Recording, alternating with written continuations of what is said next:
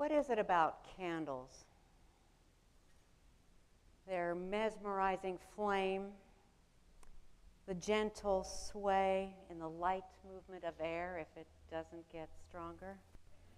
The flicker, the sputter, the wild frenzy if threatened by the wind. Their warm glow on the face of the one you love. It's almost as if candles can breathe light and hope and peace, even joy into our lives. But we know that's a myth, don't we? Nothing will bring hope in this chaos.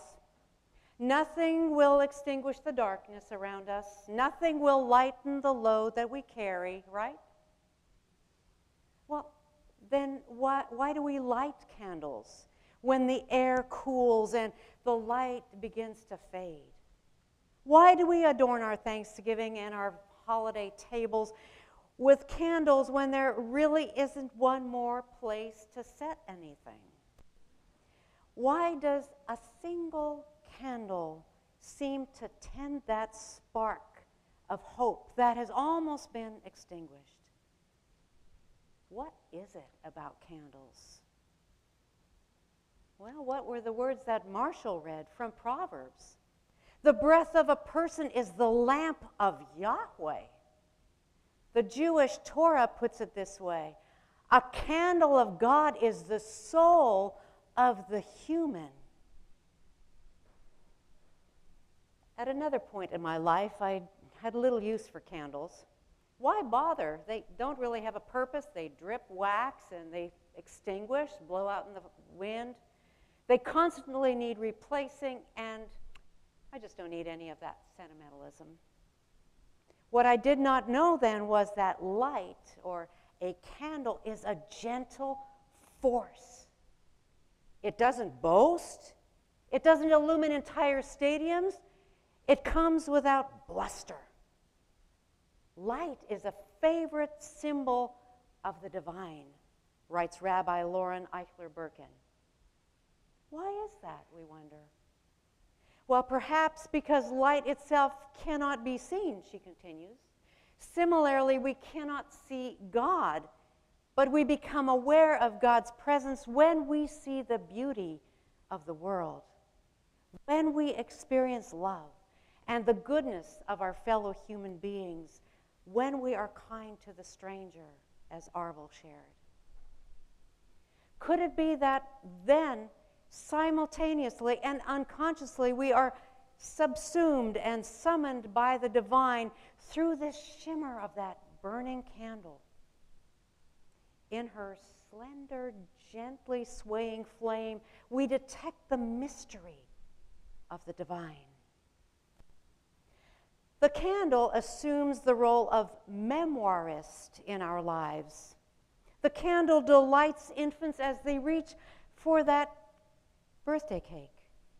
Candles quicken the heartbeats of lovers as their gazes fix on each other. Candles are used at life's milestones and celebrations.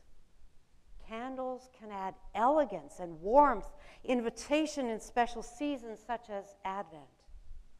And at the close of life, we light candles of memory.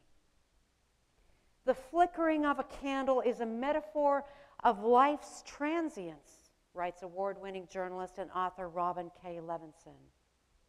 We feel, we intuit, we know all of this without conscious awareness. Joy Leslie Gordon says, light in Judaism is so pervasive it is almost overlooked, like the air we breathe. Light shines in the darkness, and the darkness doesn't extinguish the light, writes John the Apostle. Yes, light is a gentle force. Gentle light is an underappreciated and underutilized gift. It is because a candle of God is the soul of a human. The breath of a person is the lamp of Yahweh. This is gentle. This is also holy. And this is mighty. In Jewish mysticism, the primordial light, what cosmologists call the Big Bang, is synonymous with God, or Ein Sof in Hebrew, which is boundless energy and light, says Rabbi Daniel Matt, author of numerous books on Jewish mysticism. A more familiar image, he says, involves the overwhelming energy of God's light shattering the vessel that held it and scattering into countless holy sparks that spread throughout the universe. The mystical tradition of raising holy sparks refers to the Jewish mandate of tikkun olam, or repairing the world, end quote. You are the salt of the earth. You are the light of the world, writes Matthew the Apostle. When we become this glowing light, people are drawn to us like a moth to a flame. It's not something we do. It is something we are. Just as the flame of the candle calms us, changes us, incrementally, imperceptibly, so we are changed by the moments we spend with the divine, in silence, in nature, in art, in meditation and prayer. It is not something we put on or strive for. It is something that simply ignites. It is when we tune into the candle of God, which is the human soul, that we hold, nurture, treasure this holy spark that will shatter vessels and spread throughout the universe. We too are called to be these holy sparks, to respond to the invitation to repair the world. Sometimes the spark will appear in a moment we do not anticipate. On Thanksgiving morning, Rod and I were out for a walk in the fog. Few people were out when we went out, when we started out, and then more and more appeared on the path as we were heading home. And Rod was using his Nordic walking sticks. And as we came up a slight incline, we were met by a group of, 5 or 7 individuals coming towards us. One of the older gentlemen at the head of the pack asked loudly, and I assume in jest, "Those sticks are to be used on her, right?" Well, he chose the wrong pair. Both of us, without thinking, responded emphatically and quickly, but respectfully. The speaker and all the walkers with us that day were aware that this kind of comment would elicit neither laughter nor agreement with everyone. Holy sparks, repairing the world. It is not always dramatic work, but it is always necessary work. This is a gentle, holy force, the candle of God, the human soul. This is the sanctity of light. Storyteller Joy Leslie Gordon found that connecting to the light of Hanukkah enabled her to tap into the light inside of herself. As Jews, this light is part of who we are, says Gordon. Our mission is to recognize it and to use it to impact the world in a positive way. This holiday, in a seeming simplicity, stands as a metaphor for our role as individuals and as a people, to be a light unto the nations, reflecting God's light, end quote.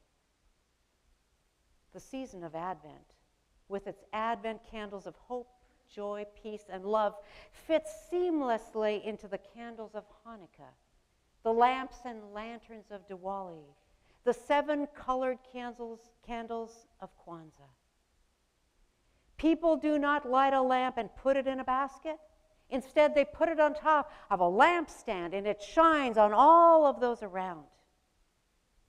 The flame of one candle, one human soul, dispels the inky blackness of a vast region.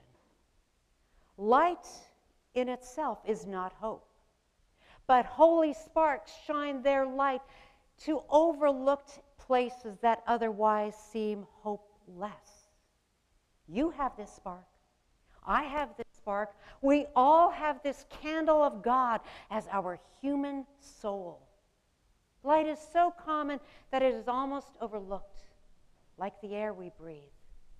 We must recognize it in its undaunted brilliance and use it unsparingly. Not just any light, not just for any purpose.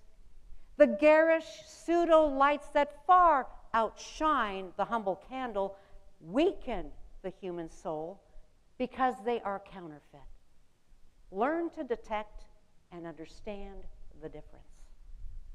Light draws out the holy, that which has ultimate value in our world, and that light is sacred. This is the sanctity of light. The light, these holy sparks have the purpose of repairing the world, one corner, one encounter, one carefully chosen response, one kindness at a time. Light shines in the darkness, and the darkness does not extinguish it. And because of this hope, because of this light, hope is ignited. So yes, something does bring hope in the dark. Something does extinguish the darkness around us. Something does help carry our heavy load. May our holy sparks contribute in repairing the world during this Advent season and far beyond.